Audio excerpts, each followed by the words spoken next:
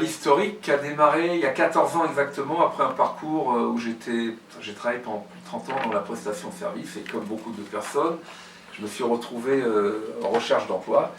Et donc on a renversé un peu la situation, c'est-à-dire pour retrouver du travail, j'ai provoqué des rendez-vous dans un café, à Strasbourg en l'occurrence, pour dire aux employeurs, on est actif quand on cherche du travail, on n'est pas passif, et c'est né comme ça. Quand j'étais en recherche d'emploi, j'ai constaté que le système des ressources humaines dans notre pays était compliqué, aussi bien pour l'employeur que pour les personnes en recherche d'emploi, c'est qu'on n'arrivait pas à se rencontrer. Quand on cherche du travail, on n'a pas eu d'entretien depuis voire 1 an, 2 ans, on est totalement replié parfois sur soi-même, parce qu'on n'a même pas une lettre, voire même négative, on n'a rien.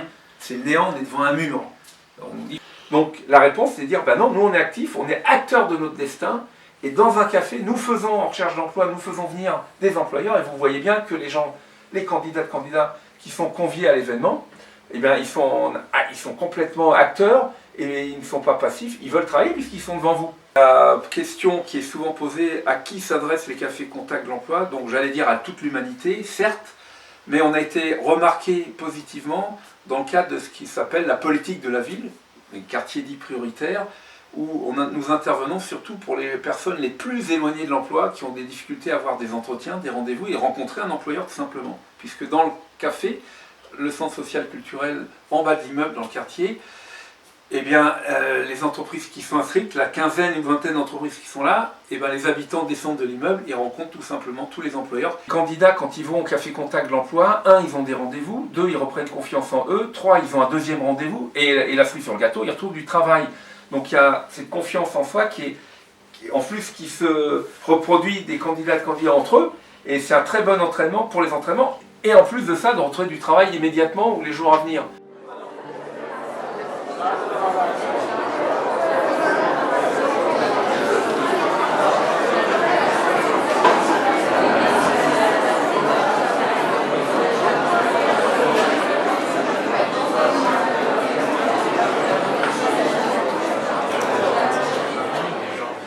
Sans devoir s'inscrire, c'est que les personnes qui viennent ne connaissent pas forcément tous les postes à pourvoir ou toutes les entreprises qui viennent, mais justement pour ne pas être biaisé par des préjugés ou des a priori ou voilà en fonction, et justement de se laisser porter et de tenter sa chance partout, même là où elle n'aurait pas pensé. Ce qui est très important et intéressant, c'est que tout le monde va voir tout le monde.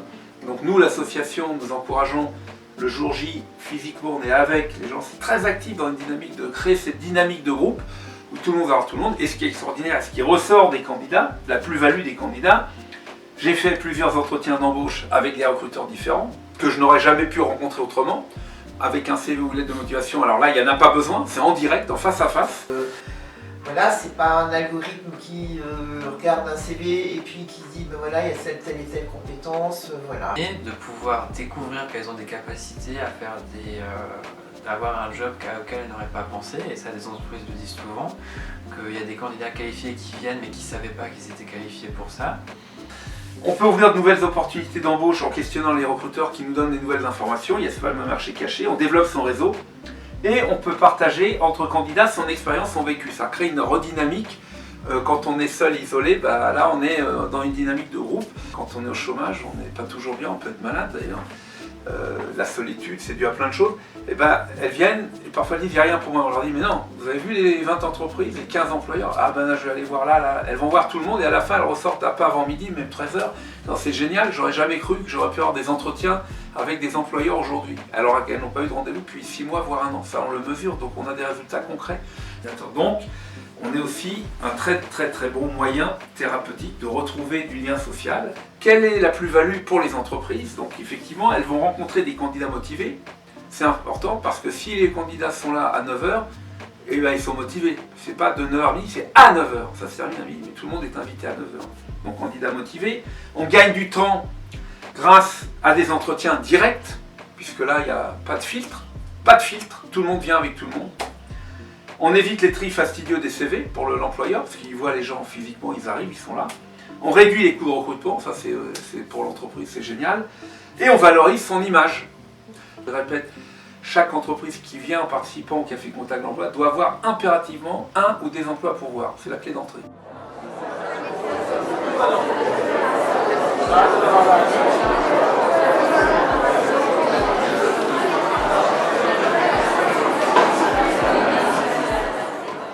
sais Paul, il y a un tel qui a entendu la radio, et ben c'est quelqu'un qui dormait dans la voiture, il est venu, il a trouvé du travail dans un grand magasin. Ben, ça c'est des exemples qui sont assez marquants, mais il y en a d'autres, il y en a plein. Et ces exemples de la personne qui est sans domicile fixe et qui a pu revenir, parce que en fait on s'adresse à un public qui ne croit plus à certains systèmes institutionnels et qui dans notre système viennent. Alors ça c'est peut-être le plus important de tout pour les collectivités qui s'intéressent à nous en tout cas, c'est que ce que certains appellent les invisibles ou les perdus de vue, chez nous ils viennent. Parce qu'ils sont d'abord à la maison, en bas de chez eux, dans l'immeuble, dans le café, au centre social et culturel, et ils se retrouvent avec des repères qui sont familiers. Et là, ils ont des entretiens d'une façon détachée des codes habituels, trop formatés, et là, ils sont comme ils sont. Alors c'est important que ça continue, puisqu'on a des appels de tous les candidats, les habitants qui nous demandent c'est quand le prochain café contact de l'emploi, non seulement à Strasbourg, mais à Lyon, à Marseille, à Nice, à Toulon, enfin un peu partout. En fait, l'idée c'est de faire des cafés contacts dans toute la France et d'avoir des antennes un petit peu partout pour nous représenter, pour aider les candidats à trouver du travail et les entreprises à pouvoir des postes. Et qu'on permette en même temps de créer des emplois, des binômes dans ces villes capitales, ces villes pilotes rattachées à Strasbourg et de la pérenniser sur du très très long terme.